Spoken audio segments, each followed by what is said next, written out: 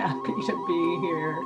I can't think of anything else I'd rather be doing except maybe playing with my grandkids. That's also very, very stimulating and soothing at the same time. It's rather miraculous. All right.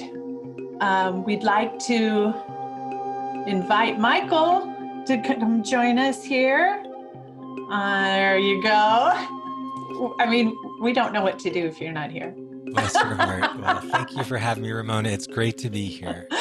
We're going to let Emily kick us off, and then we're going to have a wonderful time and a beautiful conversation. I know.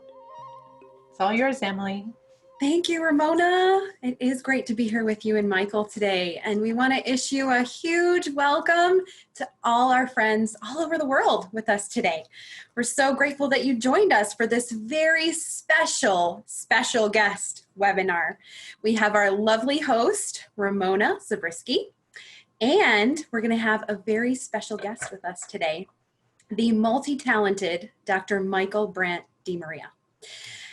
For those of you who came knowing Michael, I just want to introduce Ramona a little bit, and then Ramona will introduce Michael, and you'll get to know him really well through this webinar. So Ramona is an award-winning author, mentor, speaker, and educator of women. She loves women. Her book, Wife for Life, The Power to Succeed in Marriage, has blessed and changed the lives of women all over the world in over 70 countries. You may have heard her WifeSavers podcast. She and her husband, Dale, offer us great relationship advice on a regular basis. And that's a really fun podcast, Throw Me a Wifesaver, that she does with Dale. And she currently is the founder and creator of the WifeSavers course and community, which is an amazing educational program that is teaching and inspiring women and then connecting them so they have a place to share that inspiration with each other. If you're interested in more about that course and community, you can go to wifesavers.org just to learn more, or look for Ramona at your favorite place to hear podcasts. And like I said, Ramona will tell us more about Michael. Thank you, Emily. Emily's part of Team WifeSavers. I can't do what I do without her. And Lucretia is hanging in the background there. She's going to take care of you technically. So this is a team effort, and we are so honored to welcome to today's team our new friend, Michael. Thank you so much. Oh, I love that. Thank you so much. What does namaste mean? Do you even know? Sure. So the little translation is that when you are in that place where you are centered within yourself and feel connected to the divine, and I am in that place where I am centered in myself and connected to the divine, we are one. And so namaste is that. It's amazing. All of that is expressed in that simple little greeting, which as a yoga teacher, meditation teacher, I just love that because it's such an honoring of our connection and how we all are children of the divine. Thank you for explaining that to me. I'm a home exerciser, right? So I discovered yoga about 20 years ago, and it's part of my daily routine and exercise. And it's embarrassing to admit, but all these years, I have not really known what the word meant. I'm so You've glad made me you asked. Smarter already. Thank you're you. so kind. And so it's kind. such a beautiful word. It is. It really is. Well, I just talking about that idea of being centered, I hope that's my goal, Michael, is at the end of our conversation, my WifeSavers students and our guests are feeling more centered. And maybe even we can all feel like we're in that one place together, that we're connected, as you say, to the divine. Yes. Now, along those lines, I want to tell you a little bit about my students that are here today, and many, many others who will be watching this for a long time to come. They come from every background you can imagine. The thing they all have in common is they're women.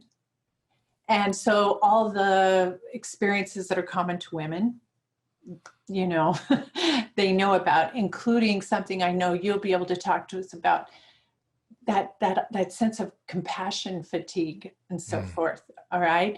So they come from, otherwise, they come from over 70 countries. They come from every culture, every faith background. So we have a real melding of faiths in WifeSavers, which I'm very proud of. I think it's wonderful. And they come from every relationship and family kind of experience. So we have women who've been married for 50 years, who've come to learn about how to be a happier woman, a more fulfilled woman, and a better partner to their husband. And we have newlyweds. We have women that have never been married. And we have women that have been married more than once, or who are currently single, or who are currently single and divorced, and so forth. So very, very broad experience. And yet we are able to come together in a community and learn principles that are going to be helpful to all of us, regardless of that situation. So when we talk about connecting to that center point that you're talking about, connecting to the divine, I'm very, very interested, very curious about what that means, really, if you can help us understand that better, and how we can achieve that, at least in my community. I want my community to have that. How can we do that as women? And if you're not part of the WifeSavers community, of course, I invite you to do that, consider that, learn more about that. But how can any woman create a community where we feel part of, because for women, the peace that we're seeking really comes from that connection to others, from relationships, that sense that we have strong, meaningful, reciprocal relationships. But if those relationships are out of balance, or help me understand how we can achieve that. But before you do, I know you don't have to think very hard about that, but I do want to tell everyone more about you. And you can see, everyone, how much I revere Michael, and I think he's going to have all the answers. Maybe he can solve the world's problems for us today. But let me tell you a little bit about him. I'm not going to tell you so much about his background, because I want him to tell you his own story, which is absolutely fascinating. I know that it's going to have an impact on all of us. But needless to say, like all of us who are out there trying to be influencers, he had at least one, if not multiple, very compelling experiences that gave him a sort of course correction and led to some healing. And I know that's my background, and a vision. And so ever since then, he has been on a mission to help others. He's like a guide. And one of the phrases that he uses that resonated with me right off the bat was, he talks about the ocean of peace that lies within each human heart. And in WifeSavers, I teach a lot about women being very much akin to the ocean. So we'll delve into that today. He does this through his work as a creative mentor for the soul's journey. I really want to know about that, because I talk about women as being creators that were born to create. Yoga, meditation, mindfulness teacher, which you've already alluded to, and above all, as a musician, artist, poet, and filmmaker. And ladies, his music is heard over 1 million times a week, all across the world. So that has earned him multiple Grammy nominations, and many, many other awards. I mean, it's a long list. And I'm very curious, don't let me forget I want to know more about the Native American influence on your music. I know you've won awards for that as well. He's also written 4 books, 3 of which were bestsellers. Wow. And he also has a program that I hope we're going to hear more about, the Peace Within Process for Integrative Wellness, right? So that's Michael in a nutshell. But as you can see and feel already, like all of us, he is a deep person. Like there's a whole universe inside of you, Michael. I can feel it. We're only going to get a little teeny corner of that today. So let's go back to the question that I posed. How do we connect to find that inner, that divine center? Connect with, I know what begins with us. And then how do we connect with others? We need that today. Yes, so yes, badly. More than ever. First off, just thank you, Ramona, for having me. I want to say hello to everyone out there. Oftentimes, when I do a session or sharing, I love to be sitting in a circle and see everyone. And so I want to kind of visualize that we're in a beautiful large circle. And for me, part of the power of a circle is that none of us is higher or lower than anyone. And I see that, as a guide, I see that we're each on a very special, individual, unique journey. And Ramona, I know that the first thing I always try to start with, and I want to be kind of a practical, beginning, which is 3 breaths to de-stress. And this is something you can do day or night, and I'll say more about how we must connect with our own inner source, our own inner center, to then be connected to other people in a healthy way. And I want to say too, I always feel particularly honored when I'm within a group of women. The saying was growing up that I was my mother's daughter. So I have a very strong feminine side. My mother wanted a girl so bad. I was supposed to be called Linda. And I grew up in a pink nursery because she was convinced I was going to be a girl. And I guess the good thing, she had 3 boys. I was the middle of 3 boys. And I was the sensitive one. And so we were like this, and, my brothers kind of hung out with my dad, and my brothers would tease me unmercifully, calling me Michelle instead of Michael. And so I really honor that. And the other thing is my last name, DeMaria, literally means, it's Italian. It means of Mary. But the word Mary comes from mare, which means the ocean or sea. So that's really deep in my own sense of self and identity. My father was born and raised in Italy, so Michael of Mary, or Michael of the sea, or Michael of the ocean. And so, and I want to say that actually, when I first met you, Ramon, I was so moved by your passion, your sense of mission, and your compassion. And I really know that part of what you're doing in helping, empowering women, there's a few of us men out there. I mean, my wife's an attorney, and I'm in our relationship, I'm much more the emotional one. I'm the feeler, and I'm the one with the ocean of emotion. So I guess I just want to say I feel like one of you. I may not look like one of you, but I do. I am very much a devotee of the divine feminine, and I feel like our entire world is in need of the reemergence of the wisdom of the feminine and the divine feminine, or what I sometimes call the feminine face of God. But Amen. Amen, right? Amen. So in fact, I should say a woman. Can I have a woman? A Yes. woman. Amen, a woman. So let's start right off, though. This 3 breaths to de-stress is really powerful. And basically, I developed it because, playing the flute, the warm-up I do with the flute is 3 long, deep breaths. And I would feel so relaxed after this that I was like, boy, wouldn't it be great if everybody could play the flute? And it's like, well, you don't have to play the flute. All you have to do is do these 3 deep breaths in the way I'm going to show you. And it's a real take-home thing that you can do day or night. Just before bed is wonderful. If you wake up in the middle of the night and feel some anxiety, you can do it then. And the idea is take a deep diaphragmatic breath and breathe in the nose. We breathe out the mouth, and I'm going to actually play the flute on those 3 breaths. So you can imagine you're playing the flute. You actually purse your lips, helps to slow down that breath as you're breathing out.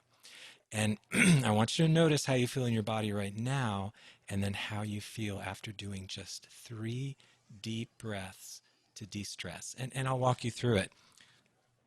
So the first thing I want you to do is just get comfortable wherever you are. And what we're going to be doing is it's breathing in the belly. So we're really inflating the belly. And when we breathe out, we're going to breathe out to the point where you feel like you can't breathe out anymore, and then breathe out just a little bit more, okay? And I'm going to add a little bit to the sound. So deep breathing in, breathe out, imagining you're playing the flute.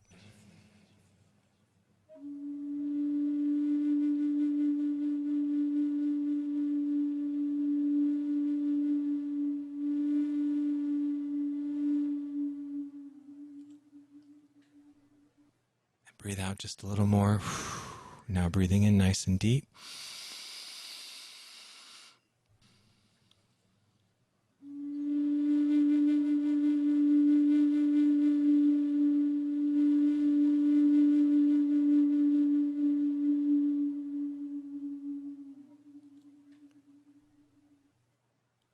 And one more deep breath, breathing in. And breathe out.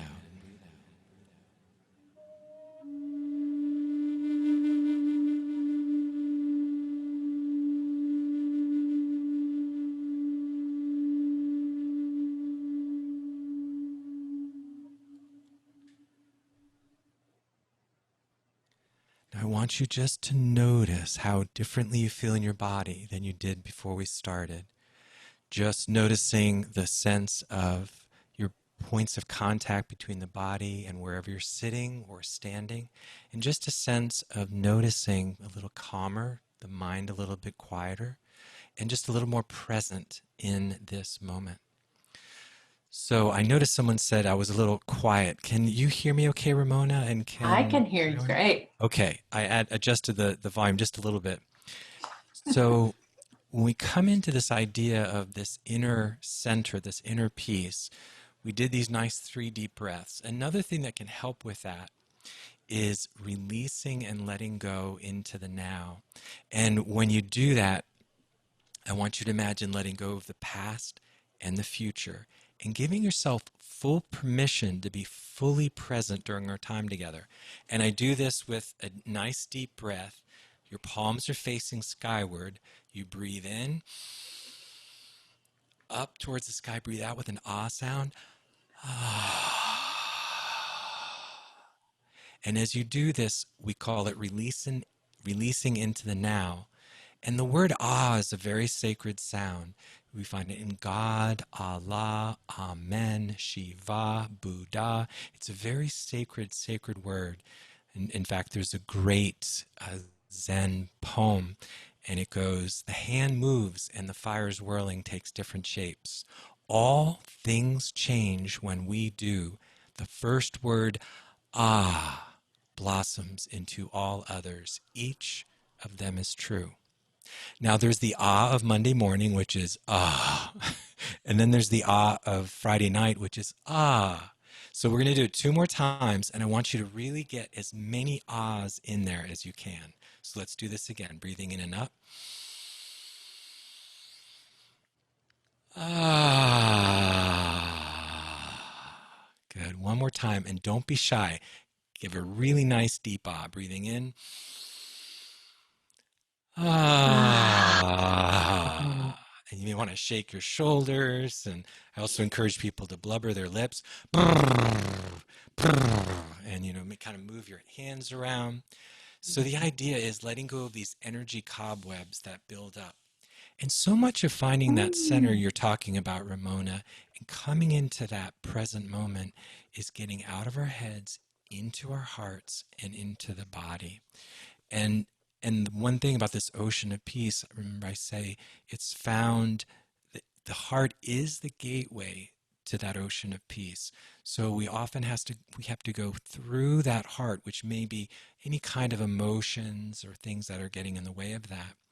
And part of being empaths and highly sensitive, in terms of being women, that I always tell people a healthy relationship is whole together, whole apart. where there's more points of contact. It's not like this, or you never play that game in school like this, like move that finger. It's like, where do I end and the other person begins? So the very empathy and the very heart-centeredness that is one of the deep gifts of being a woman can also land us on the rocks, because we forget where we end and the other person begins. Yes, yes, yes, Right? yes. So is kind of like a little overview of connecting with self, but connecting with others in a healthy way. Oh, this has many meanings then, not just namaste. Yes, Well, that's it's it. all connected. Yeah. Yes, it's all connect. I'm so glad you could see that. Yeah, to me, this is such a model of a healthy relationship. Hold together, hold apart. In fact, just I didn't plan to say that, but this is my outer marriage ring. This is what I call my inner marriage ring. And there's some traditions that say your inner marriage, if you don't have an inner marriage, your outer marriage won't work. And the inner marriage is the marriage to your soul, to know yourself and make a vow to yourself of what you need to be able to be healthy and whole. So, that's, kind of a neat thing that we do in my soul work classes is actually we'll actually sometimes arrange an inner marriage for people, a soul marriage in that way. Wow. Isn't that powerful? Yes. And we spend a lot of energy in WifeSavers, sort of unlearning a lot of things, including the idea that we have to totally give ourselves away, Right. that we become the lowest man on the totem pole. Right. And it takes a lot of effort on my part and the community to remind themselves and each other that they not only need and deserve, we call it delighting and dazzling, romancing our own hearts, that it's actually a blessing and a gift and glue for the whole family. It doesn't take away from the family.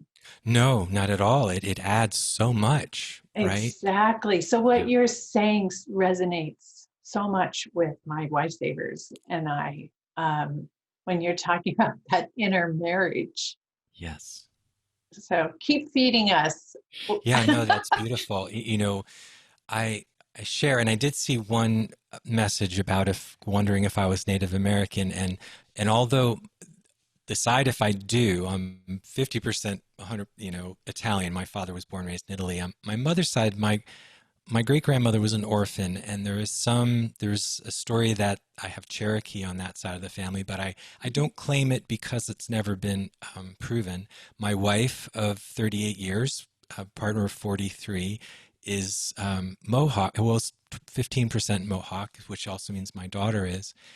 But I also say I'm native earthling, and we're all native earthlings. And what's very interesting, the Iroquois, which is part of the Mohawk, is those seven, the tribes in the Northeast that my wife and daughter are part of, are all matrilineal, as well as the Cherokee. And that if you go back far enough, and there's lots of traditions, and you may explore this in WifeSavers, but it's very interesting that, in fact, Mare from sea and Mary, we get the old Neolithic goddess of old Europe for many, many thousands of years, longer than the last 2,500 years, really were all matrilineal, meant that the property and the name went through the woman. And so it's actually a new development on the planet that women weren't seen as actually the head of the family. And so, of course, a lot of those cultures were more what we call egalitarian. There was a much more of an equality. And having been a psychotherapist for 30 plus years as well, knowing and seeing that there is nothing more attractive than independence. And so actually dependence is not attractive, and what strengthens a relationship, and studies show this over and over again, is actually when you see your partner, and this includes like your husband seeing you, or whatever the variation of the situation is, doing something you're passionate about and something you love and finding a sense of purpose. and desire in it, that's extremely attractive, Yes. and creates that connection.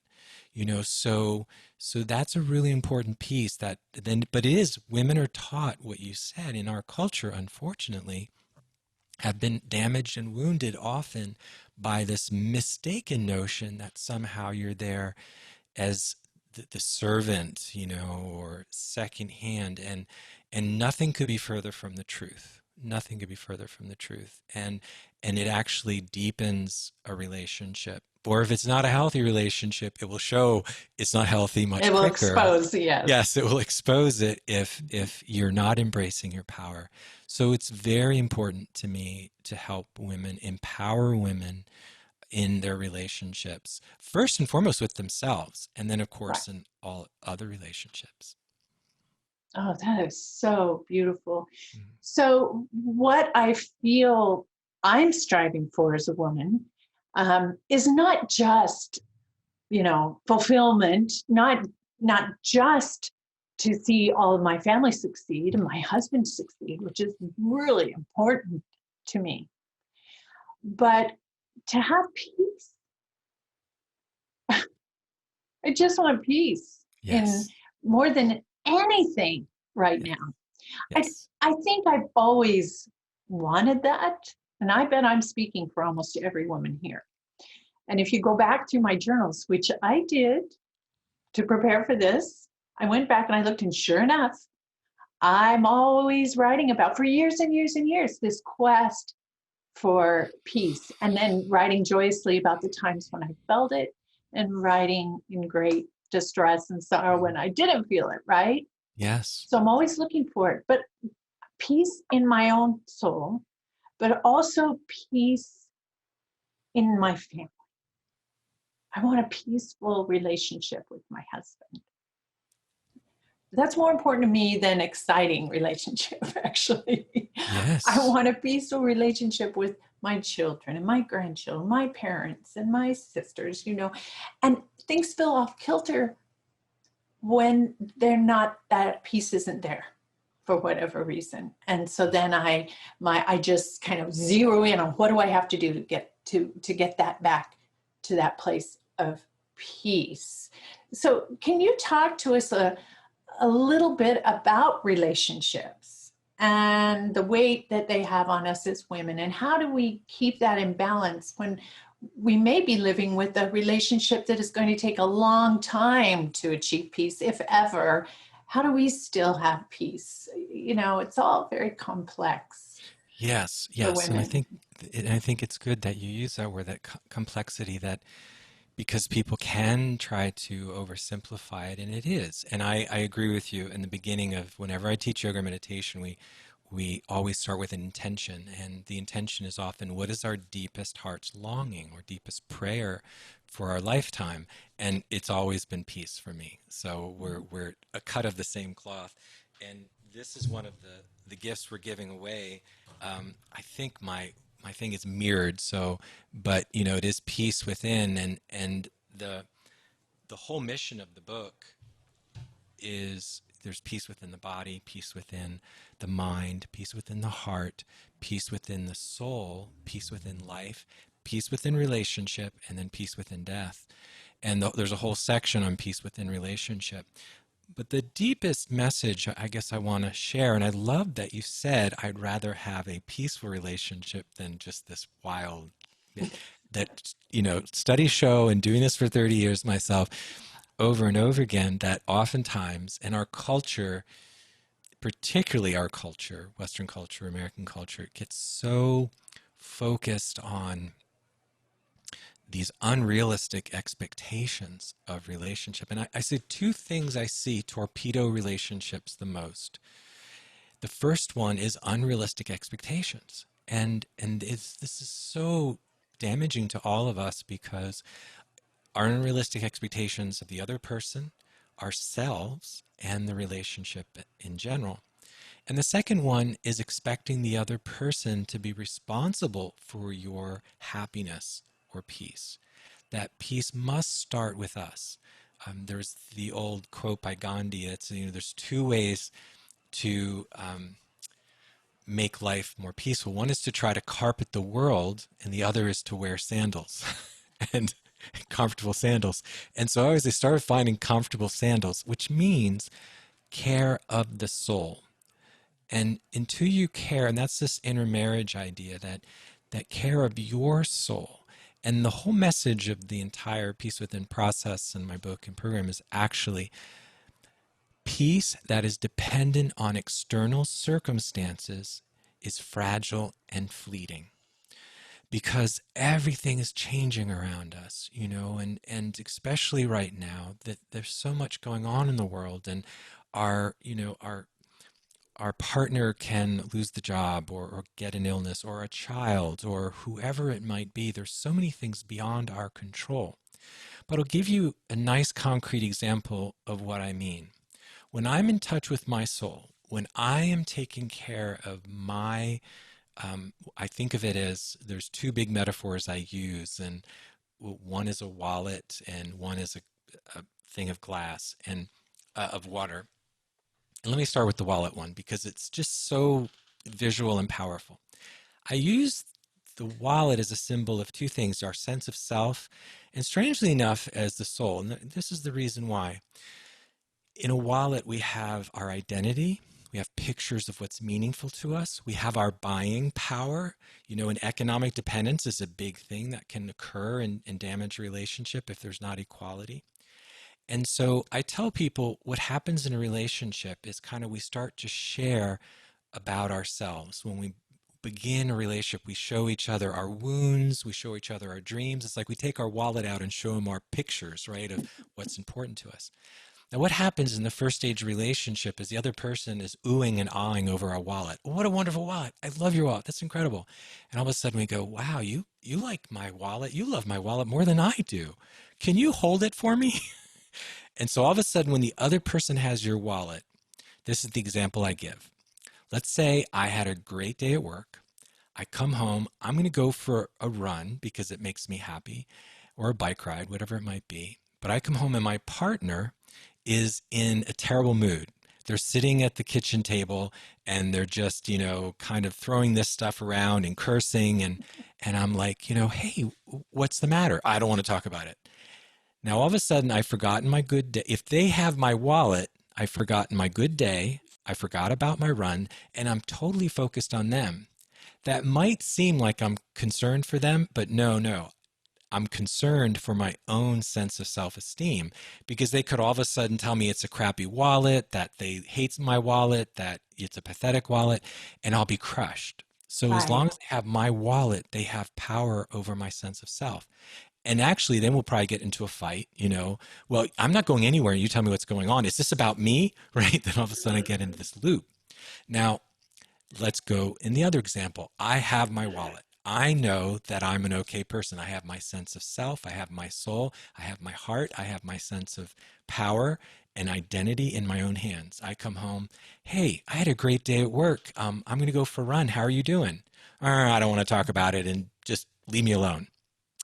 Wow. Okay. Well, I love you and I'm going to go for a run. If you want to talk about it when I come back, that's great, but I love you and we'll talk later. And I take care of myself. And I also let that person's struggle be on them, because I have a sense of self separate from them. Now, this doesn't only include our partner. This includes our kids, brothers and sisters, parents. Anybody can take your wallet. This is what we call codependency, right? When I can't be okay if you're not okay. So what I work so hard on everybody, and I'm a recovering codependent, okay? I know this. My addiction in life has been the need to be needed, the need to rescue, the need to be everybody's everything. And so, I'm such a woman. So anyway, I have worked very hard, and I continue to work every day. I'm in recovery to know where I end and the other people in my life begin. And so it's very, very powerful when I can say, I've got my wallet, I love you, I care about you, but I'm also going to take care of myself. And when you're ready, if you want to process it, I'm happy to. If not, here's a card of a really good therapist I know. Because, let each person in your life feel the full weight of their existence on their shoulders. And you're actually going to be more compassionate, more kind, and have more spaciousness when you deal with their struggles. And You so can actually be more helpful to them. absolutely, exactly. So I know that was kind of a long description, but it's such a powerful example. I love the wallet example, and people really seem to get that one. Yes, we've got it now. We've got this, and we've got the wallet. We got Yes. it. And 3 breaths to de-stress. And And into the now. And release into the now. Oh, that is so profound. I love the phrase you use, let the other experience the full weight of their existence on their shoulders. Yes. I just want my students to write that down. Did you write that down? Yeah, no, that's one of those burning embers, I call it, that you want to remember the rest of your natural life. Yes. These are true concepts. We can all feel it. But how do we maintain it? In the moment, you own the wallet. You come home, you're feeling good. I'm going for a run. Partner is down. Partner is grouchy and upset or whatever. And you feel compassion and you want to help and everything else, but you're trying, all of a sudden you feel yourself getting resentful and sucked in. Do you have a phrase and a mantra, an affirmation, something that help us sort of snap out of it and say, no, I'm going to let them feel the full weight of their existence. Is there a little secret there for us? Yeah, I have a beautiful mantra. In my shoes, out my eyes. And everybody could say with me 3 times. In my shoes, out my eyes. 2 more times. In my shoes, out my eyes. 1 more time. In my shoes, out my eyes. So as empaths, and most all women are empaths, except not all are. I love my wife. We talk. It's a very common. It works for us. But she is totally math and science and in her head, and I'm totally hard. And so she's and she probably has a bit of Asperger's. I mean, she's not a natural empath. She really isn't. But that's opposites attract. Right. But as empaths, we know what the other person wants and needs before they know, and more importantly, before we know what we need. Whoa. Right? Yes. Get that one? Yes. Let that sink in a minute. Yes. So we know what the other person needs before we know what we need. And what happens then is it's literally, as empaths, you are, and women, again, by and large, are empaths, highly sensitive empaths. You're putting yourself, literally your soul is like jumping in their body to see what they need.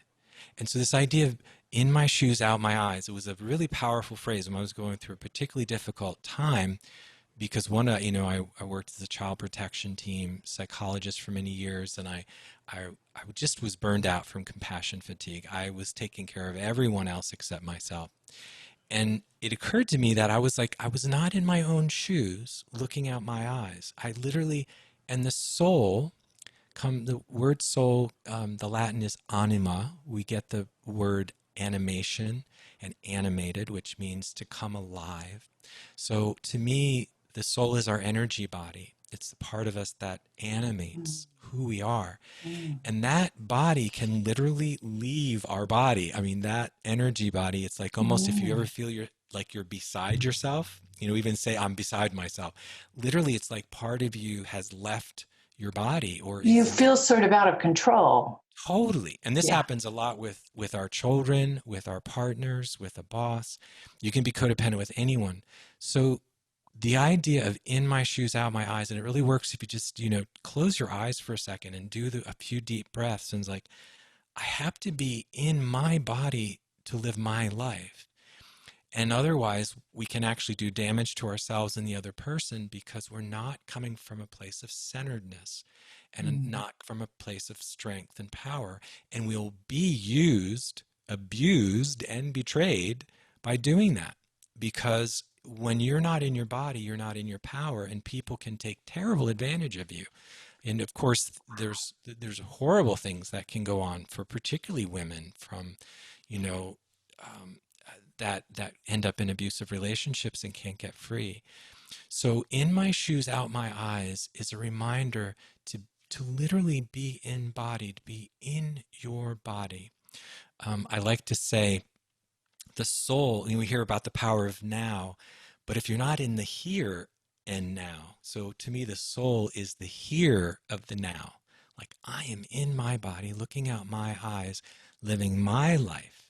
So again, a relationship is two worlds and having a bridge between those worlds, not being, we call this being enmeshed. And when you're enmeshed, you're not in healthy relationship. You're actually at risk for kind of losing yourself. But Ramona, these are things in our culture, we give these unrealistic expectations. I mean, you hear most of the songs on the radio and in movies, and they talk about enmeshment, not healthy relationship, but enmeshment. And so as anybody who's married anytime at all, you realize, oh, there's two people here, not one. And that's the difference between falling in love and staying in love. And one thing, Ramona, you and I talked about, I like to say romance is a flower, marriage is a tree. And you a lot, and trees go through seasons, spring, summer, fall, and winter.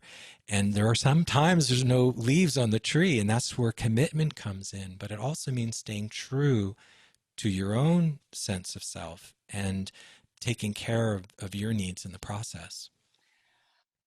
All right. There's so much that you just said there that is meat for us Lifesavers to chew on for a long, long time to come. And I know we're all going to do that, ladies. This idea of a tree is one that we use as well to describe a man. And that he starts out as a twig of a guy, and that through our caring, loving partnership with him, we are key to his maturation as a human being and as a person. So for all the sacred, deep truth and how badly we all need to hear the things that you just said about being in our own shoes, right? How we can't be in a healthy partnership or relationship with anyone otherwise, really, that we're vulnerable then to becoming the disappearing woman, we call it. Yes. Okay. And being used and abused and so forth. We want the opposite of that. We want a thriving relationship that has such a deep, profound connection. It's just like, it's soul food in and of itself. That's the way it's supposed to be. So once I feel that I'm maturing myself to the point where I am in my own shoes and I own my own wallet and so forth, then how does the peace, and of course that's what WifeSavers is all about. We have 100 lessons in the course that help us develop that kind of relationship and partnership that I'm talking about. But I'm just wondering what your insights are. You talk about being married to someone who's very different from you. And yet you said it works for us. How does that happen? And how does our own centeredness actually contribute to that? Or maybe I should say, how do we help our partner to find that kind of centeredness or peace? Or I know it's not our responsibility, No, but that's a wonderful question, because Ramona. we And care about them, you know? yes, Right. absolutely, absolutely. And there's no, there's nothing more powerful than living by example. And I think this is another big thing about letting go of. I do a lot of work with something called the Myers-Briggs and the Enneagram, which are two, temperament scales, and looking how personalities are different. And it helps because so often what we're looking for in a relationship is actually ourselves. And Mm, so there's something we call the Pygmalion complex. And the Pygmalion complex is trying to turn the other person into another us. mm, And that was a big thing that, even, God, goodness, 10 years into my marriage, when I did the vision quest that you heard me talk about when we met at the place we were both presenting, that, for me, it was realizing that what I was looking for was actually my own soul. And when I stopped putting that on my wife to try to be that for me, and this goes the other way around for women and men, is when I realized to stop blaming her for not living my truth. And, a big example was my music. I mean, I was not pursuing my music back then. And, there was lots of ways that I would say, oh, she's not supporting me in my music and this and that, and just like my mm, parents didn't. But nobody was stopping me. Nobody was stopping me. Those were excuses I was using because I was scared. I was scared to pursue that. So when I took that, we mm. call it a projection. And so, as human beings, we project both. And part of, remember I said the two things that torpedo relationships the most: unrealistic expectations and expecting the other person to be responsible for your happiness. So what happens often, we fall in love, we idealize that other person, but idealization can quickly turn into demonization. And that's what Yes. also creates a lot of drama in relationship. Mhm, mhm, And so I always say, if you don't humanize, you will idealize and demonize. And humanizing is seeing that this is another person who is on a journey and is struggling and is not a god or a goddess and is not responsible for your happiness and is not responsible for you living your dreams, that you are.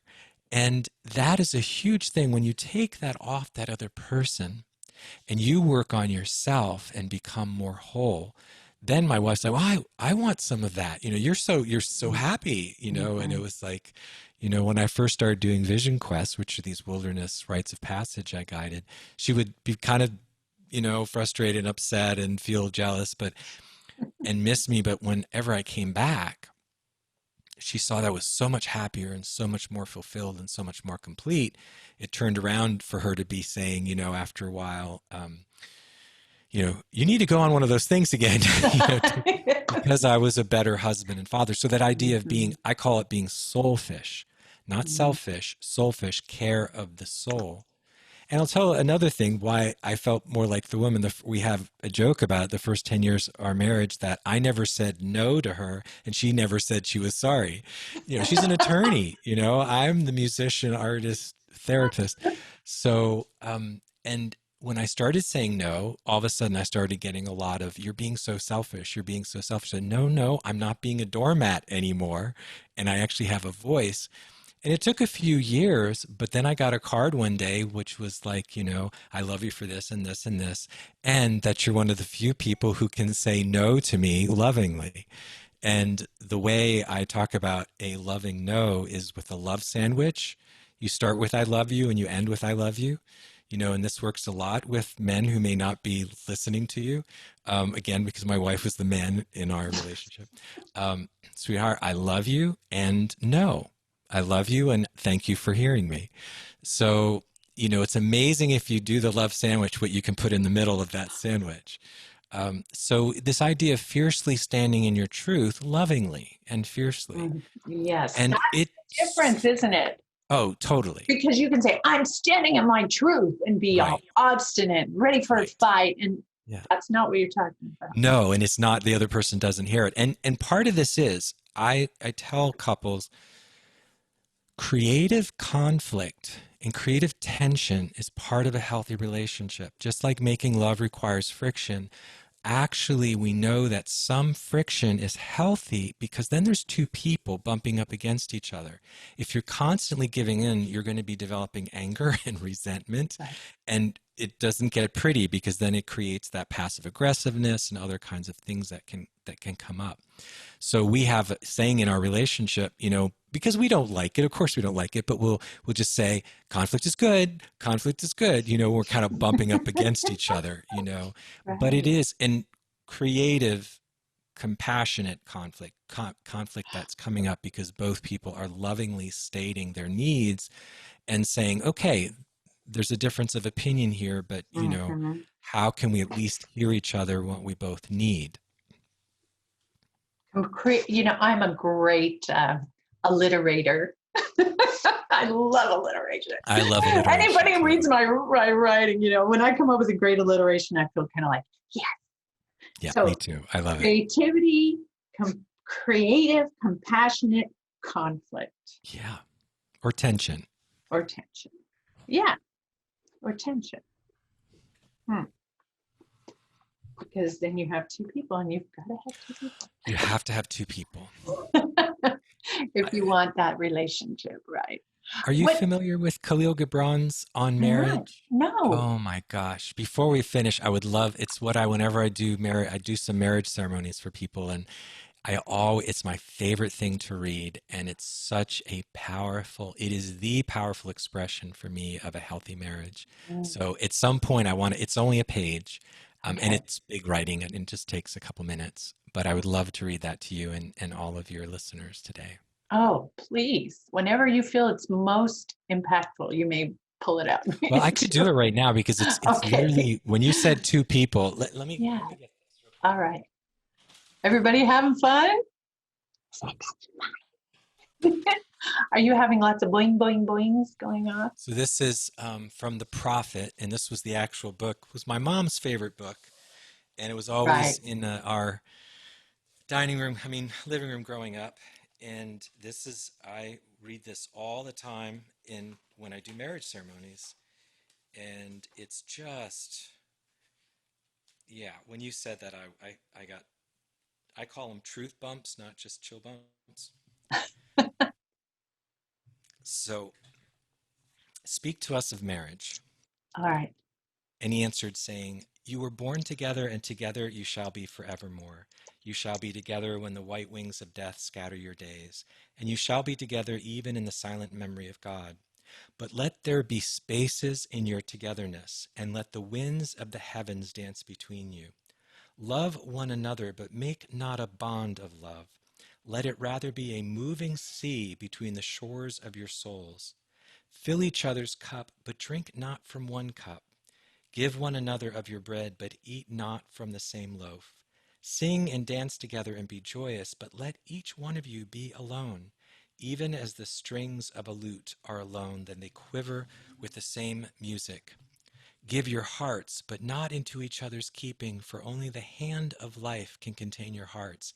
And stand together, yet not too near together, for the pillars of the temple stand apart, and the oak tree and the cypress do not grow in each other's shadow. It always makes me cry. I was just about to say that I'm about to cry. Yeah, because the two trees, the cypress and oak, don't grow in each other's shadow, and because true love is wanting to see the other person, fulfill their dreams and reach their full stature. And I have to say, I think one of the reasons it's important to me is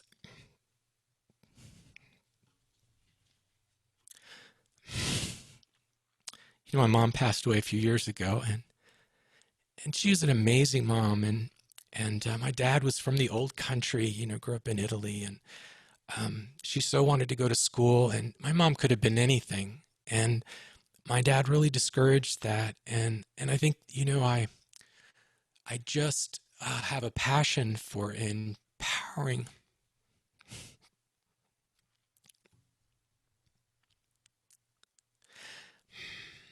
I just saw what it did to my mom, not to fulfill her dreams, and because she always was working on fulfilling his, but he didn't return the favor.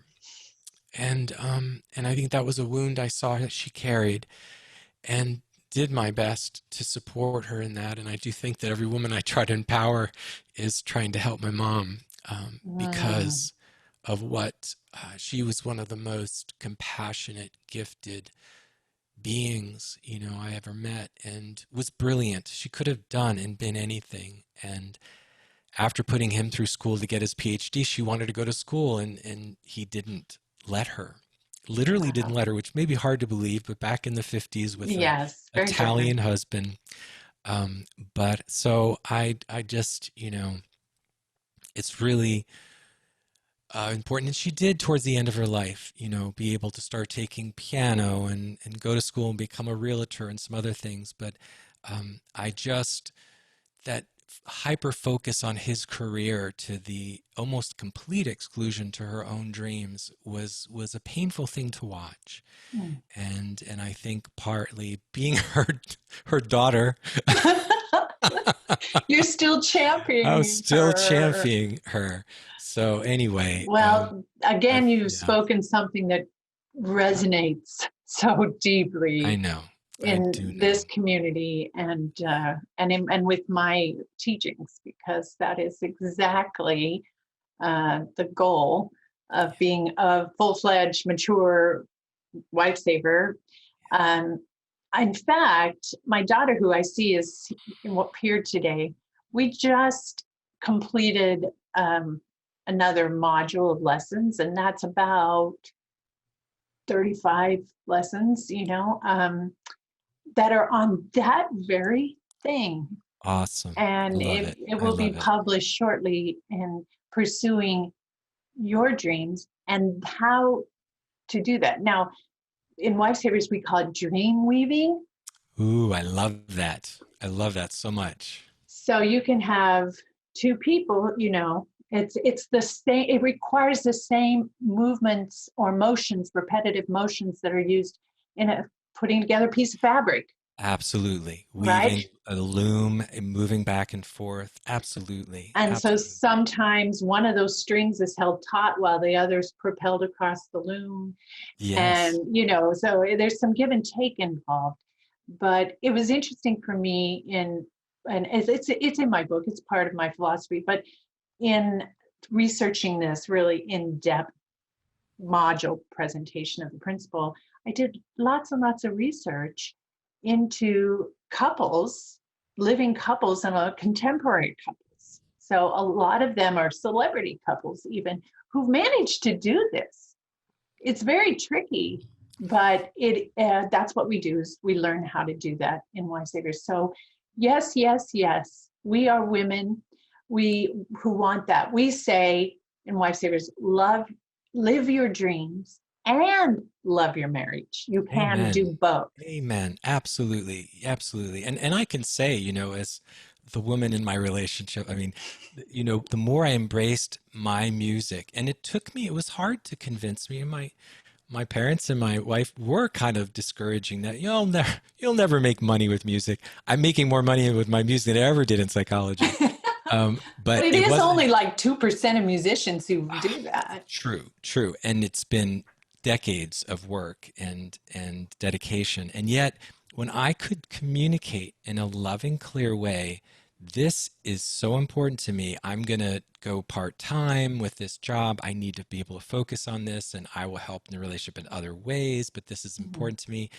And communicating it to where she could give me that support too, coming back. And it wasn't that once I stopped being scared about being me and showing up 100% fully and communicating that, then I started receiving the support for that. Oh, no, that's Because, interesting. right? Because the other thing, and I'm sure you address this, as empaths, there's also the feeling that, our partners should be mind readers, because we kind of are, but that your partner is not a mind reader. And if you do not speak your truth, if you do not say what you need, you're probably not going to be heard. And so it does take a lot of courage to do that. And and then it's a really wonderful, gift when you can show up and see and be seen. So I'm such a big believer, and it frees your soul. There's nothing greater than the need to be seen and heard, but no one can see and hear you if you don't show up and share your truth. Oh, so beautiful. Thank you so much for your wisdom about Oh, relationships.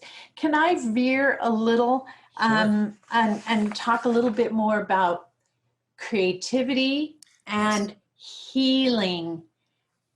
Is there a connection in there? Is where? How does creativity play in? Because for me, the everything we've talked about so far is part of the healing that needs to go on, the repair work and the re-education, maybe um, redirection. All of that is part of healing, isn't it? And how does creativity play into that? Is that what are your thoughts? Absolutely. This is a topic near and dear to both our hearts. And the two things, I love to think of God as creator. It's kind of a native term found Mhm. across the world, but also in all traditions. You can't argue with the word creator. So I also, two things. Number one, I see nature as God's art. And so by putting ourselves and immersing ourselves in nature, we are putting ourselves with that alignment with this creative infinity of the universe. And we know time in nature is inherently healing. Right. At the same token, creativity, what is creator doing? The root word of creator, is creativity. So creator's always creating. So when we're creating, we're touching our own inward nature. And so similar to being immersed in nature, when we're immersed in creativity, we are inherently being healed and finding a deep sense of wholeness. So for me, creativity is inherently healing. And a couple reasons also that can be the case is that it generates possibility. We use a more global sense of the mind, which is more suitable for creative problem solving. There's also a way in which it it really engages the heart and the body and the soul. So there's a great quote that the only true answer to suffering is creativity. And Mm. that's when I write my best music and best Mhm. poetry, is when I'm hurting. So I True. really encourage people, is when you're in pain, find a creative outlet. I feel like we need creative outlets as much as we need a physical outlet. Yes, I want Mm. people to eat well and sleep well and get exercise, but I also want them to find some way to be creative. And it's really amazing how it wakes people up to their potential. It wakes them up to their dreams. It gives them also a better sense of problem solving. And it's almost a form of meditation because it puts you in the flow. And, people out there probably heard about flow states. Flow states are when you lose track of time and you just fall in love with whatever activity you're doing. And we know research shows that this feeds the soul, meaning that it helps us rejuvenate, be restored, and just find more sense of purpose and meaning in life too. So creativity is a multifaceted gift for the soul, for sure. Mm. So beautiful. Well, as women, I say we're born to create. I mean, Yes. our bodies Yes. are designed to create Yes. life, Yes. really, so, Totally. and we're always gestating ideas and stories and relationships, we nurture them along and hold them close to us until they're ready to be born, basically. Yes. So, Tending and befriending. This is what feminine energy does, which is we need so much of in our world today. right. So you see creativity as being the answer to a lot of things, if not almost everything, and our connecting into our own creativity and bringing it out and nurturing it and celebrating it, but also appreciating the creativity in nature you mentioned, Yes. or in others, right? Totally. So for instance, I feel joyous when I see something that is truly like divinely creative on stage or in any other avenue. I feel that when I'm listening to your music. Mm. Tell us more about your music. Well, thank you, Ramona. And I'm the same way. Beauty to me also touches and heals the soul. And whether it's of nature or a painting or a dance or whatever, a smile, is just so food for the soul. Food for the Um, soul. yeah. So I started my journey with healing and music when I was 7. I had a number of surgeries as a child, and at 7 it was abdominal surgery, and it was a near-death experience to me. I was never confirmed that I actually died on the table, but I remember leaving my body, coming back, and having 200 stitches inside and out. And I was in a lot of pain, physically, emotionally. Back then, they thought it was more compassionate not to tell the child that they were going to have surgery till the day of surgery, which seems pretty, we know is not healthy and not good. So I would go to the piano and I would hit one note at a time, close my eyes, and just hear that note trail off into silence. And I'd do that over and over again. And I realized I was kind of putting myself into a trance, or I was doing this sound-based meditation at a very young age spontaneously. My parents just thought I was autistic because I would do it all the time, and I was probably on the spectrum. But I really started there, and I found the piano very early, and then when I was 9 I got into the drums, and I found drumming to be like, again, putting me in kind of almost an, I don't like the word altered state of consciousness, because in some ways I feel the place I go when I'm playing music is actually the real thing, and this is the Yes. altered state of consciousness. And I love I that. I don't Yes. tell many people this, but I kind of feel like I'm not aging when I'm playing music or meditating. It kind of feels like I'm not even here. And so I grew up playing piano and drums. I got into synthesizers in college. And then, though, at the age of 31, when I did my Vision Quest, is when I first heard these amazing flutes that I played just a little earlier, the Native American styled flute, although I also play didgeridoo and some other indigenous flutes. But the Mm. Cherokee call this the long human being. And the reason they do is they say that we we suffer because we're being hollowed out like a flute. So creator, so she can play us, because the Oh. Cherokee are matrilineal. Their image of the creator is feminine. And so, um, and the Creek call creator master of the breath. And so the idea is that all the nicks and wounds and difficulties we experience are God's way of carving us into the flute so he or she can play us, or life can play us. And that became a guiding metaphor for me, Ramona. And when I started making music with my breath, it just changed my life. And I Mm. fell in love with making music at a whole different level. And to this day, it's just, no matter how bad my day's been, I can pick up a flute and it just brings me to a place of compassion, a place of quietness in my mind. It takes me to that ocean of peace we started with talking about. Wow. And now you share it with the world. Yes. And Yeah. how does your background in psychology play into your compositions? Well, it's interesting, and in some ways, I was so desperate to create music. I'd make these, and one way it was funny, because when we were young, when my wife and I put ourselves through school, we had nothing. We lived in, a studio apartment, had $25 a week for groceries. We'd go with our double coupons.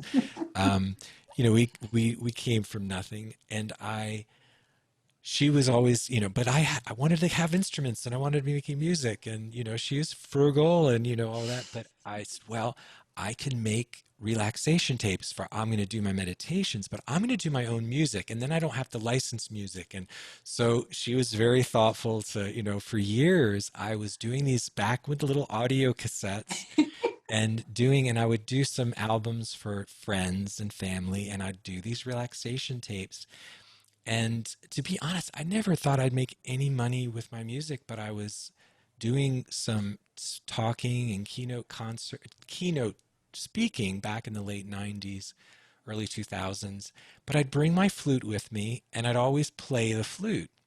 And more people started coming up to me after my talks and said, yeah, your book's interesting and, I enjoyed the talk, but your flute, do you have a CD with, I don't want any talking on it. I just want your music. It's like, and so finally in 2003, at the ripe old age of 42, I did my first album called The River. And I started, and my music has done things my, books and my speaking have never done. And it just took off. And, so, you know, 7 number one albums and 4 Grammy nominations later. And literally the music just all of a sudden took on a life of its own. And it really came from this place. I never thought, for me, it's been about my own personal healing. And so my music is about healing, meditation, quieting the mind, opening the heart, and helping experience that same place I felt as a 7-year-old, because to me it was like the place I visited during my near-death experience that was all light and love and connection and peace, just the peace that passeth all understanding. That is always the message and mission in my music. And so I'm still that 7-year-old kid just playing one note at a time. And I'm not a fancy technical player. I just play from my heart. I try to be sincere. I always try to say, I don't try to impress and I don't try to hide. I just want to be transparent with the depth of the love that I feel that comes through my music. The love that comes through your music, that's how I would describe it. And I invited my people to this by telling them that it was when I was recovering from my serious brush with the disease that will not be named. I listened 24/7. I had your music playing in the background. It literally was healing music. So you've said in a previous conversation with me that your music is really taking us to the place where we are when we're in our most restful state. Yes. So yes, that's exactly right. The Yoga Nidra, if those people out there know anything about Yoga Nidra, I'm so glad you brought that up, Ramona, and thank you for those words. But this is a very important piece so in meditation, to me, the most advanced meditation, I've been practicing and teaching practicing meditation for 40 years, teaching for 30, and yoga for 20, that in Yoga Nidra, we go to what we call the deep, dreamless sleep state. And Yoga Nidra means the sleep of the yogis. And so it's a lying down meditation that I guide people through. And I do a community class. There's a few online on YouTube. It's also a centerpiece of the Peace Within process. So at night, we go during the day, like right now, we're usually in alpha or beta state. If we're highly concentrating, it's alpha. If we're a little bit not so concentrating, it's beta. But at night, when we begin to go to sleep, we go into theta, which most people think of as dreaming, which is REM sleep. And this is when we're dreaming. And that does restore the body. But then every 45 minutes, we go through a trough in what's called delta wave. This is called slow wave sleep. And it's dreamless. So you actually, the deepest part of that trough, you go into this delta slow wave sleep state. And then when you slowly come up, you go into theta, which is dreaming sleep, and then you come and wake up or just get a little bit more aware. And you go through that 4 to 6, 7 times a night. Now, what's interesting is that delta wave sleep state is the state also you can achieve in deep lying down meditation practices like I teach. And what happens when you're in that state or delta wave, and you'll see, you can find YouTube videos that talk about theta wave. Very few talk about delta wave. And delta wave is what I'm always aiming at. And that's why a lot of my music, I deal with these deep, what we call drone sounds. The drone sound helps put you in a state of relaxation. And that's actually my most popular CD that also was a Grammy nominated CD, but also was picked by Eckhart Tolle for his music for Inner Stillness, and I played at events for him. That it's Yeah, this the ocean has that. has that, just kind of like, I tell people, You use that. probably don't want to listen to it when you're driving, but it takes you. The flutes I use for that album I have one that's 6 feet tall and one 4 or 5 feet. So I call them my flute cellos, and they really take you to that deep delta slow wave sleep state, which is, so to answer your question, when you're in delta wave brainwave activity, you usually need to be lying down and eyes closed, but you are in the space of the most restorative for mind, body, heart, and soul. It's the most restorative state. That's if we're deprived of that, we become ill. And that's also where we're really in cell repair, cell regeneration. All is going on when we're in that deep, dreamless sleep state. Okay. So and if you deprive people of that state, that's when a lot of health issues can come in. So I'm so glad. Is that when you say, I had 8 hours sleep, why am I still so tired? Is it because you were just so tense you never really got to that place? True. In fact, some people feel that there's some studies that reveal that an hour, 30 minutes to an hour of yoga nidra can be equal to 3 hours of sleep. So when I travel, that's what I do if I'm not getting as much sleep. But I actually spend almost 2 hours a day, an hour before bed and an hour waking up. And if I wake up in the middle of the night, that's the meditation practice I do. And it is, I don't have any other word but blissful. I have one free version of it on my YouTube channel. I think it's called The Peace Within. I think I released it during the quarantine because people were asking for it. I wasn't able to do my community class, but if there's a place to post for folks, I can give you the link to it. But it's very powerful. It's one of my real things I love sharing the most. And you match it with the music, and it's just deeply healing. Oh. Just thinking about it making me feel better. Yeah, no, I wanted to make sure you I'll definitely send that to you, Ramona. And, I'd love that. I have a plan of doing a lot more of those yoga nidra, actually what I call soul nidra, which is the soul sleep. The soul sleep. Yeah, it's really I need soul sleep. How we does all that do. sound? Ladies, are you all saying that? Yes, we all do. I mean, because it's letting go of the identification with all these roles we have to play. Right. And when we touch the soul, we touch that part of us that is beyond any role. So differentiating between role and soul.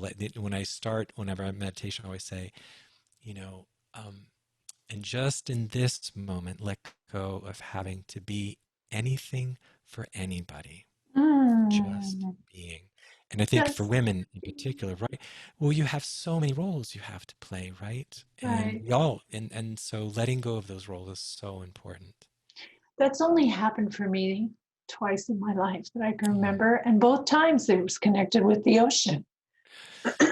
One time I was on a cruise and got away from everybody else when everyone else went on their fun adventures. And I was all alone on a beach and was floating in the ocean. And I realized in that moment that no one on the face of the earth knew where I was or what I was doing. And no one could need me in that moment. They didn't even know where I was. I'll never forget that because in that realization, just buckets of salty tears out into the salty ocean. I'm just floating in the ocean with tears, just all that emotion coming out. I'll never forget it. I love that. I love that. It was a real thing for me. And the other experience was I was on a ship. I was actually a crew member on a tall ship that was sailing between Bermuda and New York. And I was on the bow of the ship during the midnight 4 a.m. watch. And I was all alone. We were going through a really bad storm. And I never got seasick. I have mariner blood, literally. And maybe that had something to do with it. So I was the only one who could manage it. All my partners couldn't handle it. So I was right on the bow of the ship, kind of like Titanic, and I was one with the night sky. and the clouds and these huge crashing waves and the ship going up and down. And I was nobody to no one. It was just, I was part of that natural world. Again, it was yeah, those two moments, probably the most blissful moments of my life. So thank you for sharing that. I call those soul stories and soul moments, because it is when our soul connects with the soul of the world. It's called anima mundi.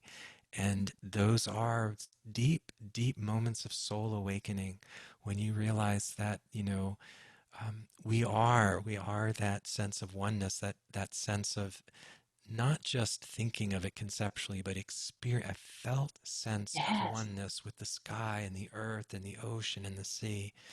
And it is that part of us that knows. When I teach it, I tell people, and this goes to everyone out there listening, there is a part of you that is deathless and ageless and timeless. The part of you that was never born and will never die. That is your true nature. That is your soul. And when you live from there, fear dissolves. Ironically, desire dissolves, because there is no place to go, no one to be, and nothing to do. And yet, knowing that, you can go anywhere and be anything you need to. And from a place of sanity and sacredness and centeredness. So I love those stories. And Ramona, that I spend my life really doing nothing but tending the soil for those moments to arise. I say you cannot make them happen, but like planting a seed, we can tend the garden of our life so those experiences are more and more possible, more and more likely. And just like falling asleep, that's also what I call waking up. Truly, spiritually, a soul awakening, when you realize that part of you that is so beyond this body and this particular lifetime.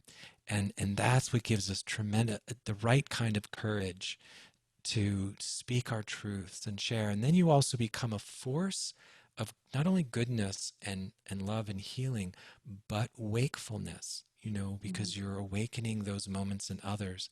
And I'll tell people, oftentimes when they come to meditation classes, it's not unusual that afterwards they'll come and say, I must be doing something wrong, Michael. I was crying the whole way through it.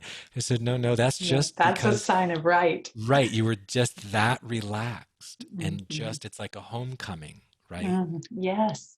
And we hold so much of that in our muscles and in our cells. And yes, when it releases, it comes out through tears. Totally. Oh, Michael, I could talk to you forever. Thank you so much for spending so much time with us. What I would like to do is we're going to do our giveaway now for those who have stayed with us all this time. We have some prizes for you. And then we're going to answer the questions that people have submitted. So if you want to stay around for the prizes, but you don't have time for the Q&A, we still love you. But if you can stay for the Q&A, maybe you submitted one of those questions, then please do hang around. Before we jump into the prizes, I'll give Lucretia some time to go through random.org. That's what she's going to do. It's just going to be a number that comes up. She's not pulling favorites or anything. I want to know more, a little bit about your program. You've mentioned it, Peace Within, which I think is interesting that it's now called Inner Peace, because that's a term I'm more familiar with. But Peace Within, so pretty. What is that about, briefly? So much of what we've been talking about, and there's the book that you can find just on Amazon, and but it's also the textbook for the online program, and you can find and go to www.alldaypeace.com, alldaypeace.com. And as I mentioned, there's 10 modules: peace within the day, peace within the body, peace within the heart, peace within the mind, peace within which ones I forget, for peace within the soul, peace within relationship, peace within life, and peace within death. Then the reason, when I think about peace within versus inner peace to me sometimes has the sense of withdrawing from the world. And there is times, and I Oh. talk about the importance of withdrawing from the world, but I like to say you can have peace within quarantine. You can have peace within the family. You can have peace within a particular illness you're struggling with, or peace within the ideas that it's possible to find peace wherever you are, peace within the hurricane. You know, we Mm. had our house hit 3 times by hurricanes. And so I use that as a metaphor a lot of finding the center of the hurricane, right? The eye of the hurricane is absolutely still and Mhm. and quiet. And when you've gone through an eye of a hurricane, which I've done twice out of the 3 times, it's amazing. And so the idea for me with Peace Within is I want to help support people being resilient wherever they are, you know, to grow where you're planted, you know, and because so often we can get into that, if only this, if only that, if I was in this relationship, that relationship, if I Yes. lived here, if I lived there, but being able to bloom, grow and bloom where you're planted, that we begin to touch. Because remember, if there is this part of us that, you know, is timeless and deathless and ageless, and that there's a place within us that is so resilient, so awake and so aware, that we can really transform ourselves and our relationships.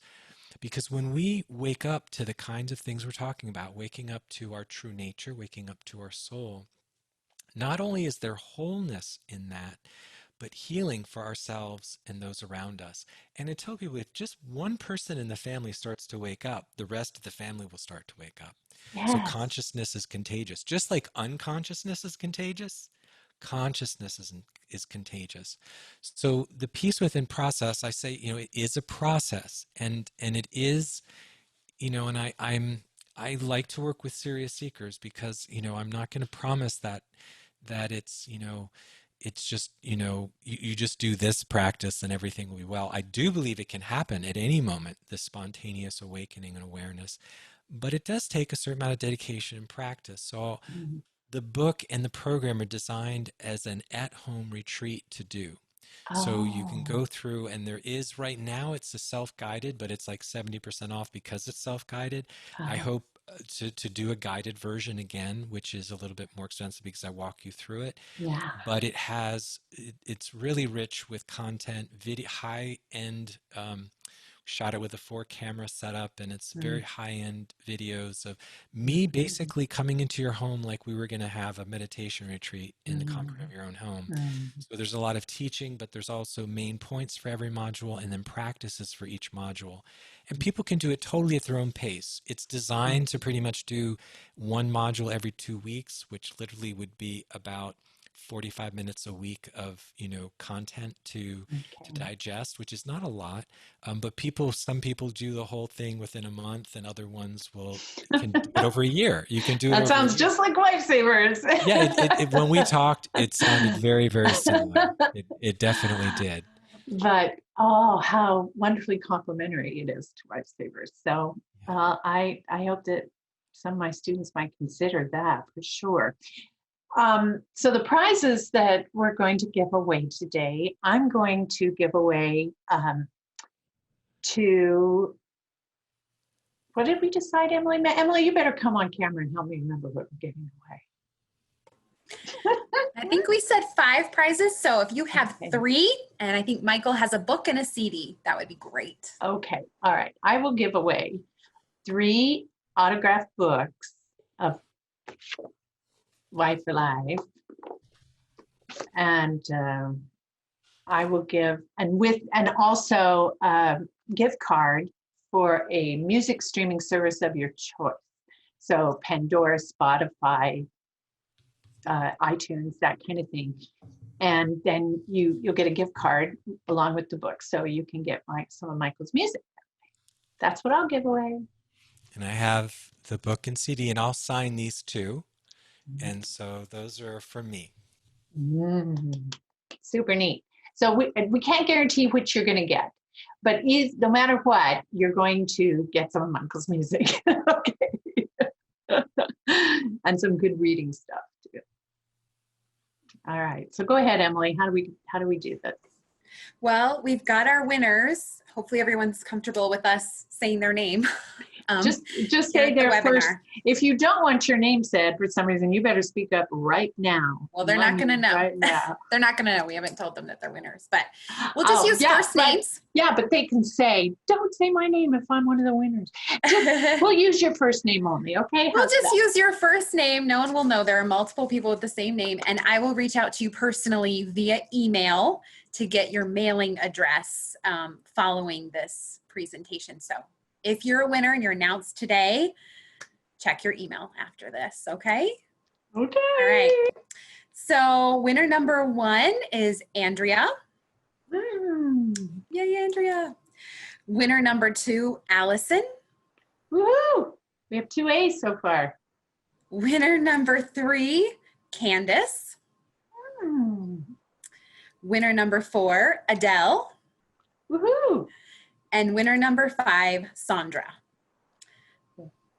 So those are our winners. I will reach out to you personally, privately, and get your information, and you can look forward to one of those amazing gifts.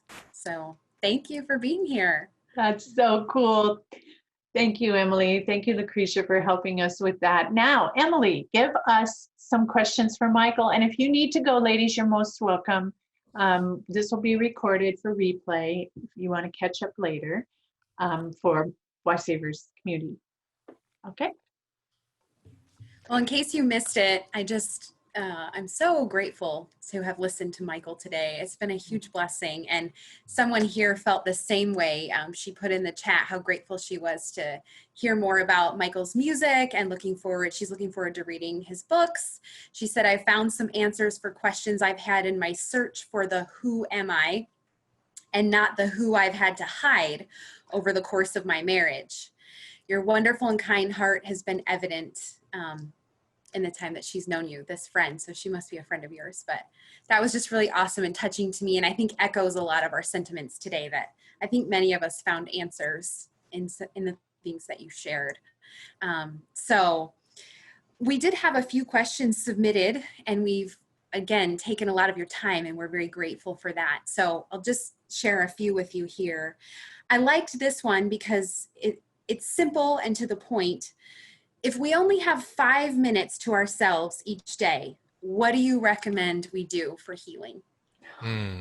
That's beautiful. I would lay down, close your eyes, hand on your heart, hand on your belly, and breathe deeply. We call it body breathing, which is breathing in from the tips of your toes up to the top of your head, breathing out and down from the top of your head down to the tips of your toes. And either listen to nature sounds or some kind of instrumental, new age healing music, or silence. Silence is always great too.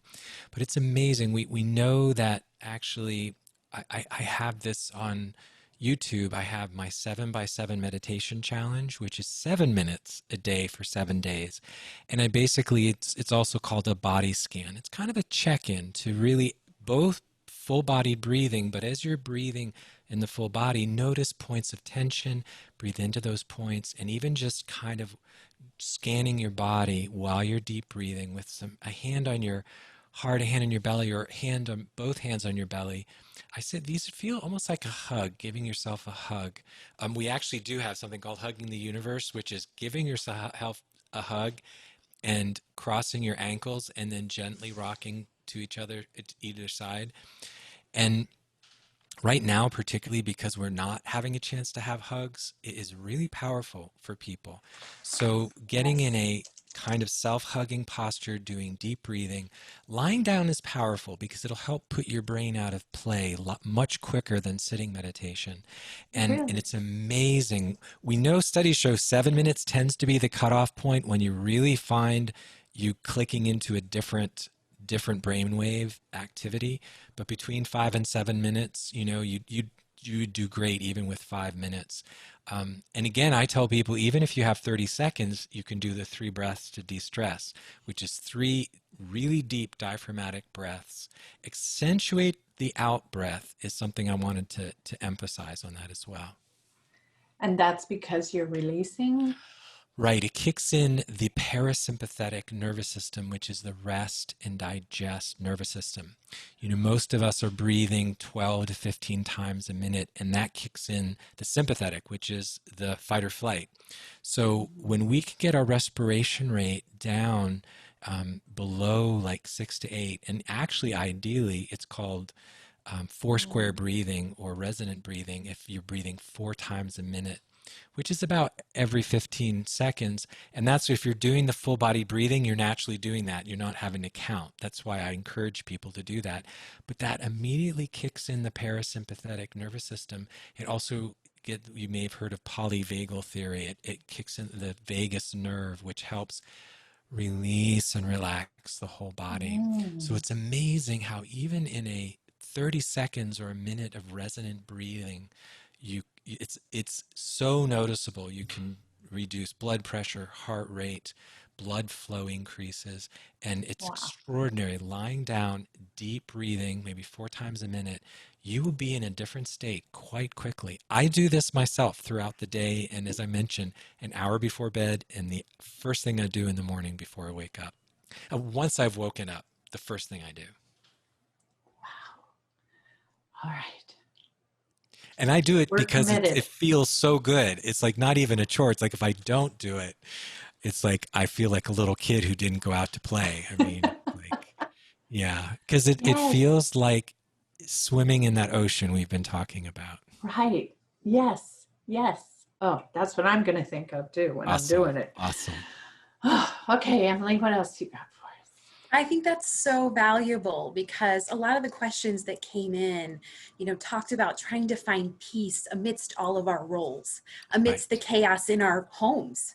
And I think most of us, if we're honest with ourselves, can find 5 to 7 minutes to just breathe, set ourselves apart, and focus on that. And let me say, don't hesitate to put earplugs in and earphones. You can do them both. It really gets rid of, if you don't have noise cancellation, I'll suggest earplugs and earphones. And being able to listen to the music or the silence or just nature sounds.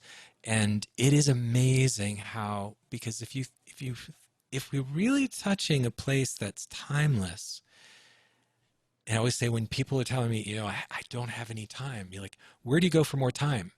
Eternity.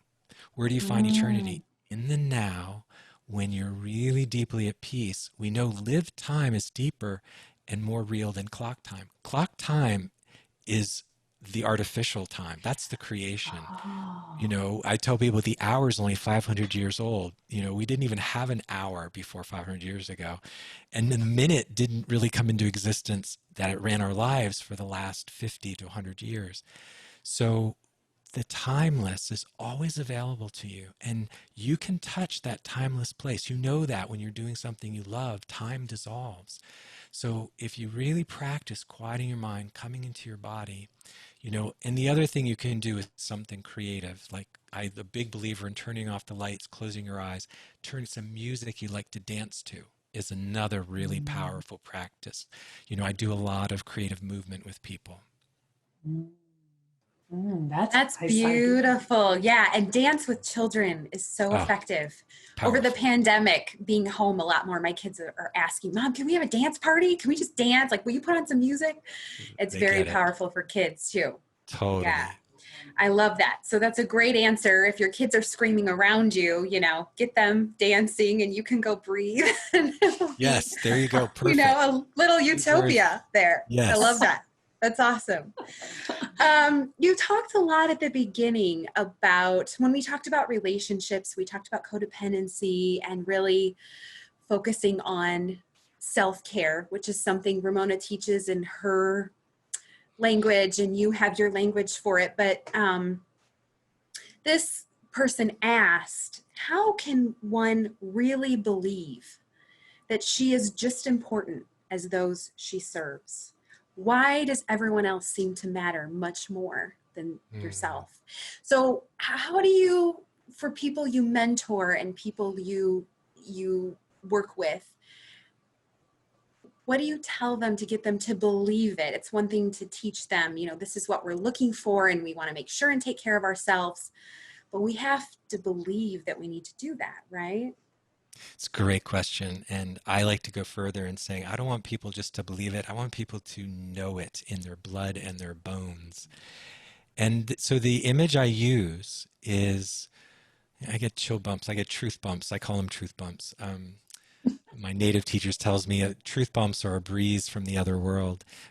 We are each a nerve ending of the divine. We are each a nerve ending of God. We are each, the soul is the part of us that is connected to God and the divine. And therefore, each one of us not only has a right to be here, but no one is above or below us. And that we need all views, and no one person is has the whole perspective. And that's why we're also, to me, in our culture, moving from a hierarchical, patriarchal culture to a more egalitarian, more like an ecosystem. And from this standpoint, if we're each a nerve ending to the divine, I always say, but you are a divine child of God. And God not only doesn't make junk, but you makes amazingly precious, infinitely precious. And that there is only one of you on the, there's, nature never makes a copy. You can have a million snowflakes and not one of them's the same. A trillion leaves and not one of them's the same. Actually, this is a scientific truth. In DNA, every single being that's ever created in nature, there's 50 to 100 mutations, because that's how, talk about the creative infinity of the universe, of God, of the divine. So to people, if you don't bring out what is inside of you, it will never exist. You are a one-of-a-kind, never-to-be repeated moment in the infinite unfolding of this universe. And you are part of that. You are part of this beautiful, infinite, creative fabric. And that you not only have a right, but you have a responsibility to show up and shine your light and bring what is most original and true and authentic in you out into the world. Because it's my ardent knowing. I don't believe this. I know it in my blood and bones. Because if if you've experienced it, you know it. It's no longer a matter of belief. So for me, it's really helping people know that by you shining your light, by you coming alive, you will also help encourage and inspire other people to come alive and shine their light of their soul. Because to me, when we live from the soul, there is an inner light that shines out into the world. And we need that light more than ever. And just because someone has power doesn't mean they have soul light. Oftentimes, the people in power are completely egotistical and their soul light is not on. You remember E.T.? It's like, the heart light. Yes. So that is, I really, I do preach that, and it's amazing when people can tap into that know that there is something, that God is within as well as without, and they can shine that light by shining their truth. So I'm really passionate about that. I'm glad you brought it up, because that's something we didn't get a chance to touch on, and to really, the ego is outside in, looking for permission, or trying to be what everybody wants me to get acceptance and approval. And in the Peace Within process, we talk about soul is inside out. The ego is looking for acceptance and approval. The soul is seeking meaningful, authentic connection. And right, so that's the difference. So all of my work is about helping people move from ego to soul. Because as long as we're looking for acceptance and approval, we're still playing the outside in game instead of being inside out, which is the soul. So it really is, that's part of the role of things like soul initiation. And to me, WifeSavers is a form of soul initiation. You're helping initiate women into their soul. And that's part of the empowering process. Yes, that's exactly it. I always say that pride is a soul trying to prove its worth. And humility, true humility, is a soul who's sure of its worth. Ooh, I love that. That is so beautiful. I'm going to have to interview on my podcast. No, that's beautiful. That's exactly right. I couldn't agree more. Wow. I love all of that. So true, but it's also, therein lies the struggle, that struggle for soul versus ego. Easier said than done. It's so enlightening to me because I just went through a couple days where I just felt like I was having this inner wrestle. And as you're talking, I'm like, maybe that's what was going on, is I was struggling for ego approval on the outside from my friends and family, but my soul was saying, but you know who you really are. Why are you having this struggle? But it was causing me such angst and darkness. And I think that might be what it was. Yeah, and that, thank you for sharing that, Emily. And because we all go through it, I still have those voices, and that's why I call it inner counsel work, where we start. The key is the ego is not a bad guy; it's just a social guy. And actually, the ego makes a great first mate, but a terrible captain. So the ego often will tell us something. Like, to give you an example, I mean, like when I was feeling this. I repressed my music and my musical career and what I wanted to do. And there was part of me that wanted to be like, go gone and just leave my family and everything. And I'm going to pursue my music. But my ego was like, I don't think that's a great idea, but my soul was like, okay, well, you need to get clear on the clear channel. I'm focusing on my music.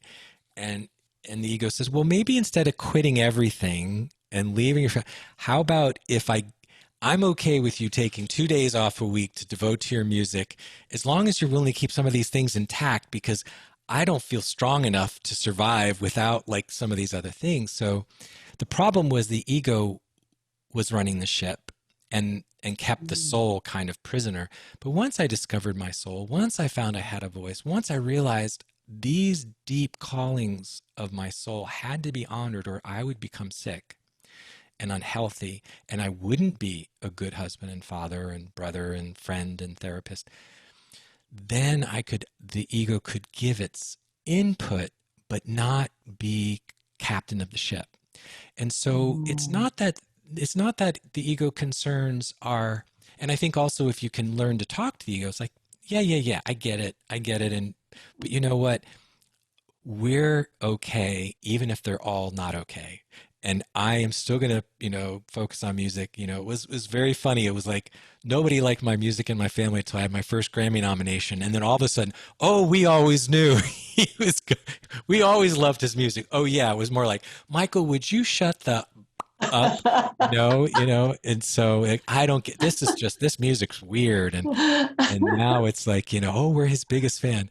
But I guess what I want to say is that part of what meditation is, so you can get quiet enough to hear all the voices of yourself without Xing one out, because if you X one out, then it kind of seeks its revenge. And it doesn't mean we shouldn't take into consideration our family and friends, but it shouldn't be our trump card. It shouldn't be the one that has the ultimate. The soul should have veto power, but the soul should be able to be the captain, and a compassionate captain. One of the things I do in my work, Heart Warrior training, is we say, do you love yourself enough? Do you love yourself enough to listen with the ears of the heart to all the other voices of yourself speaking? And part of that is honoring we're very multifaceted. The soul is very multifaceted, and we have many different sides. And that can feel crazy making sometimes, but when we realize, and that's why meditation is so beautiful, when we simply get quiet enough to honor all the different sides of us and just give it space, oftentimes the next step, appears and makes more sense. And I think of it as kind of like, I call it inner counsel, as kind of the old idea of the council of women, around the fire and listening to each other, and everyone having a voice and building consensus within the self. And I consider that soul work too, is that we listen to all these voices of ourselves and to honor that we, part of being an old soul, which I think of, empaths and highly sensitive souls kind of being old souls, is, we tend to be deeper and more complex. And so it means we need more time to get to know ourselves and honor the different sides of ourselves. So I hope that makes some sense. It made beautiful sense. And I just want to applaud you personally for all the work that you have done to get to that place of maturity. Because I think there are so many hearts that have been broken because people don't do that. They're having that soul ego struggle. And the first thing you said is your ego said, I want to leave. I found that's a common sentiment among people Totally. having that struggle. Especially and how today. many people just leave and break Right. hearts of families and others because they couldn't get through that struggle. They couldn't give themselves space for that. And it destroyed them, you know? Totally. And that's where, so much, and that's, a really wonderful kind of place to be coming to. The power of commitment is that we stop externalizing blame and take 100% responsibility for our own health, healing, and happiness. And that's where the maturity comes for both men and women. And, so there's an indigenous word, actually, when you're talking about trees, that for some indigenous cultures, the word for elder is old tree. That he or she's an old tree. And I love that. Yeah.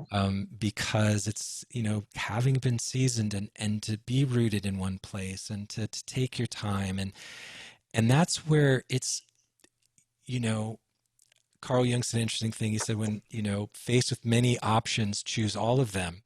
So it's kind of like, I know that sounds a little paradoxical, but for me, it was, I had to honor both sides of me. The domestic side of me and the creative side of me. And so many people in our culture get caught into black or white, if, yes or no, as opposed to yes and, and that's where so many people feel, wow, I either have to leave my marriage or become myself. No. In fact, my Native American teacher, it was 10 years into my marriage when I was still a doormat and my wife was still not apologizing for anything. And I said, my twin fears is I'm scared I'm going to leave and I'm scared I'm not going to leave. And he said, this is the first thing he said. So I'm out there fasting with no food or water. Kenneth Eaglespeaker, my dear, dear brother and friend.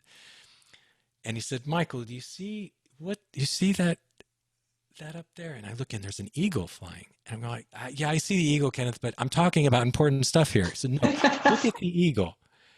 And I said, okay, I see the eagle. He says, you see the wings oppose each other. And she said, in our culture, the husband and wife are the two wings of the eagle that oppose each other. And that's how it flies, that you're serving something greater. And then he said, your job is not to leave or stay. Your job is to become fully yourself. And then she'll either leave or change or grow. And that, right? So we talked about that same idea of being an agent of change by becoming the change you'd like to be. And he said, what's basic WifeSavers? Basic WifeSavers, right? Which is not, we need something like that for men, right? I don't know what it is, but I do know the Man Project. There's a few different programs, but that was profound advice. And thank you, Emily. That means a lot. And it does grow you from the inside out, because you have to grow just by just constantly changing relationships. It's just like changing the furniture. You're not growing on the inside. And I think that's one of the big things that shifts when you finally take responsibility and say, okay, what do I need to become fully myself, no matter where I am? It's like that acorn, no matter where you plant it, it's going to become an oak tree. And I think of the soul as like the acorn.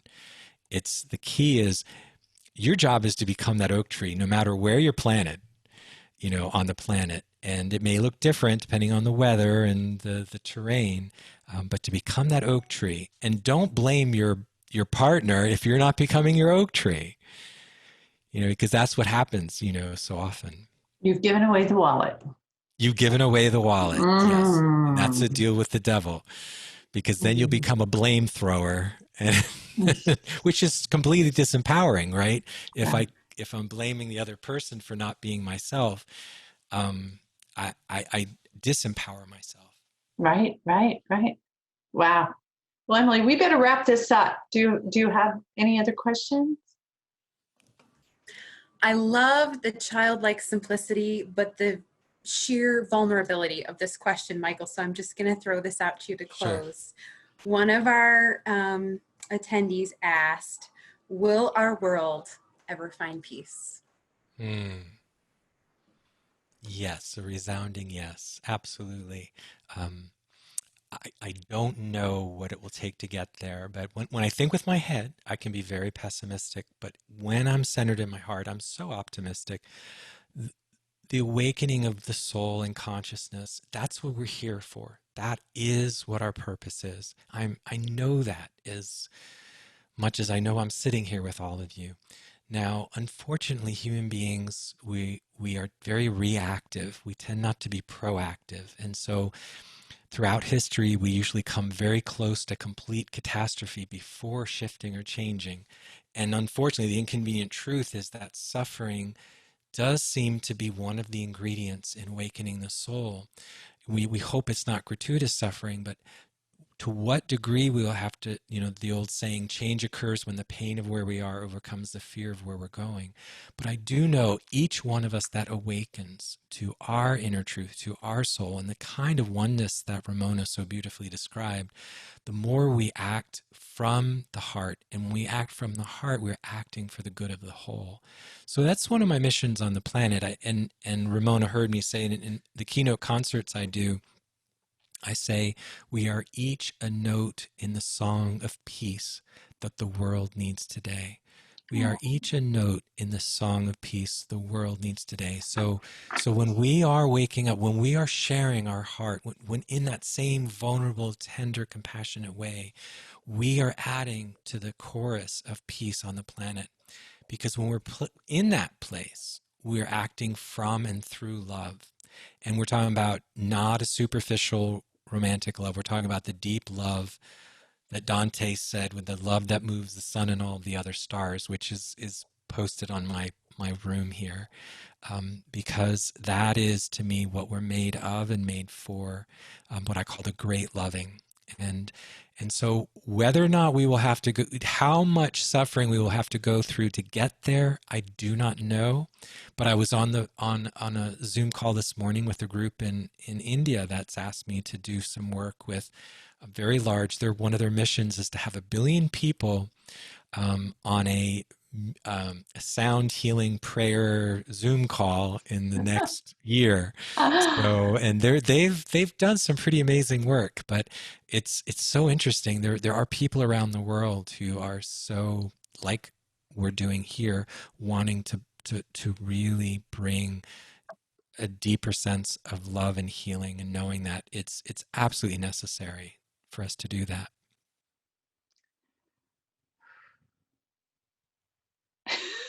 No response.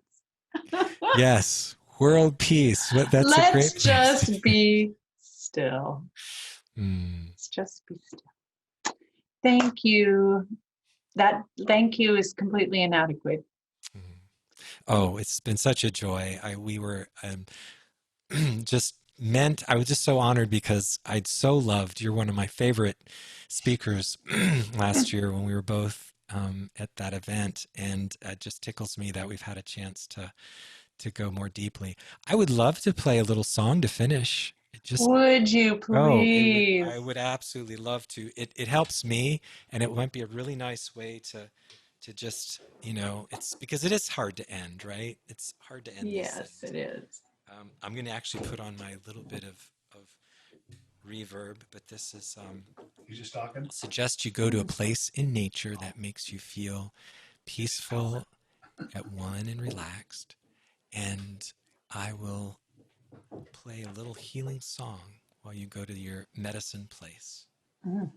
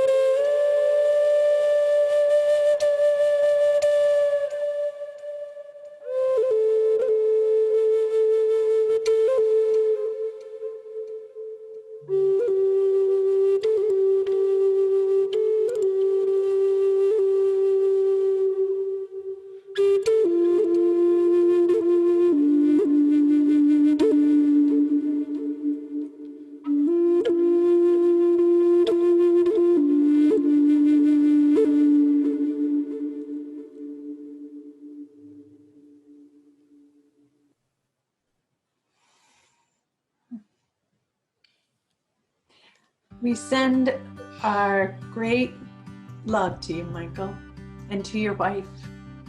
Grateful to her too. Oh, God bless you both. I'm so grateful to be with all of you, and just sending prayers throughout the world. Just be kind to yourselves, be gentle with yourselves. We will get through all this together. I'd like to say we need each other to do the work that only we can do within. So God bless you, and Ramona, love you and the work you're doing, and do stay in touch, and I will make sure that we get these over to Emily for the winners. Yes, lucky ladies. All right. Well, you know what I'm going to end with? What?